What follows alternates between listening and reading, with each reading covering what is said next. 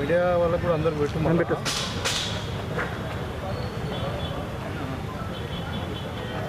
రేపు 4వ తారీఖు నాడు నిజామాబాద్ ముద్దుబిడ్డ మరి కొత్తగా పిసిసి అధ్యక్షుడిగా ఎన్నికైన తర్వాత మరి నిజామాబాద్ జిల్లాకు రావడం జరుగుతుంది. సొంత జిల్లా కాబట్టి మరి వారికి జిల్లా పార్టీ తరఫున పెద్ద ఎత్తున ఘన స్వాగతం పలుకుతూ మరి వారితో పాటు ఒక 8 మంది మంత్రులు అంటే ఇప్పుడు తుమ్మల నాగేశ్వరరావు గారు, పొన్నం ప్రభాకర్ గారు, శ్రీధర్ బాబు గారు, అదేవిధంగా పొంగులేటి శ్రీనివాసరెడ్డి గారు, కోమటిరెడ్డి వెంకటరెడ్డి గారు, తర్వాత ఈ కొండా సురేఖ గారు, సీతక్క గారు వీళ్ళందరూ కూడా వస్తూ ఉన్నారు. వారితో పాటు మన ప్రభుత్వం యొక్క సలహాదారులైనటువంటి షబ్బీర్ గారు, వేం నరేందర్ రెడ్డి గారు, అదేవిధంగా పోచారం శ్రీనివాసరెడ్డి గారు, మరి చాలామంది ఎమ్మెల్యేలు కూడా రావడం జరుగుతూ ఉంది.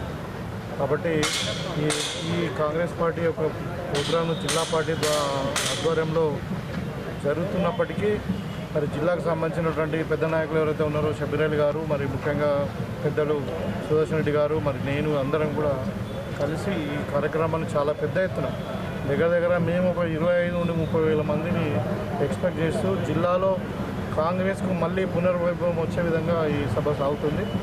ఇవాళ మనము చూస్తూ ఉన్నాము, టీఆర్ఎస్ వాళ్ళు ఫామ్ హౌస్ రాజకీయం చేస్తూ ఫామ్ హౌస్ల కొరకు ప్రతి దాన్ని ఇష్యూ చేస్తూ ఉన్నారు. రైతుల యొక్క రుణమాఫీ కావచ్చు, ఇలా మూసీ రివర్ ఫ్రంట్ కావచ్చు, అదేవిధంగా హైడ్రా విషయంలో కావచ్చు, అన్ని అబద్ధాలను ప్రచారం చేస్తూ ఈ టీఆర్ఎస్ వాళ్ళు చేస్తున్నటువంటి అబద్ధ ప్రచారాన్ని తిప్పికొట్టడానికి, ఎందుకంటే వాళ్ళకి ఇలా అధికారం కోల్పోయిందని చెప్పి ఏం పని లేక కుట్రలు అంతా ఉన్నారు.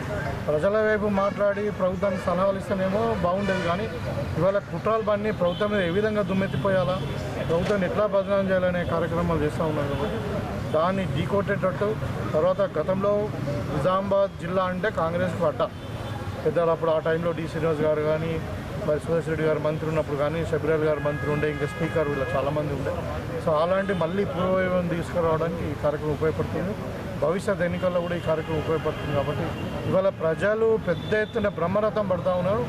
మేము వస్తామని చెప్పి ముఖ్యంగా మహిళలు, యూత్, మరి రైతులు, రుణమాఫీ చేసిన కూడా రైతులు అసలు ఎవరిని కూడా కంట్రోల్ చేయలేని పరిస్థితి ఉంది. సో ఘన స్వాగతం పలకడానికి ఇక్కడ అంటే మన జిల్లా సరిహద్దు చంద్రానపల్లి నుండి మరి మెయిన్లీ టోల్ గేట్ నుండి ర్యాలీ ఉంటుంది.